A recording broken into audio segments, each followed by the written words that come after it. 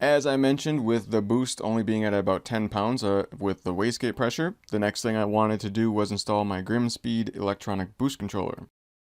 Now, this is something you're not going to want to do, basically, unless you're able to control this boost controller. You'll need a boost gauge, an aftermarket boost gauge, to actually see where your boost is, and then you would need some sort of program to actually change this. So you need to be able to reflash your car, basically, to adjust the duty cycle of this.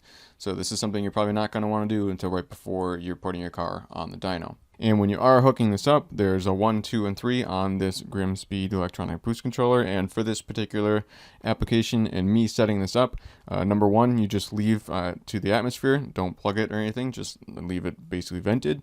The number 2 one, you will hook up to your wastegate.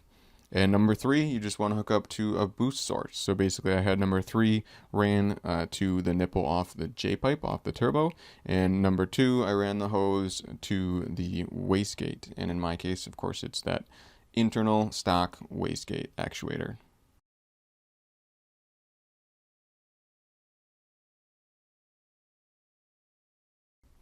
And then what's nice about this one is it's made for the EVO, so it's got a bracket. You can kind of put it where the stock boost control solenoid would be.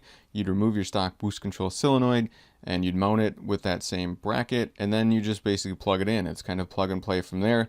It plugs into your stock OEM wiring harness, and then you should be able to, again, reflash that or whatever you would use to tune your car. You should be able to adjust it that way. But again, I'm aware most people don't always have a way to reflash their car, so that's why I would recommend this. Is probably a discussion you'd want to have with your tuner if you were going to get your car tuned and wanted to add it. Talk to them about whether or not you could just install it at the shop while you're there, or if if they want to install it for you and it's how much they charge, whatever. But something you're going to do probably right before you would get a car tuned.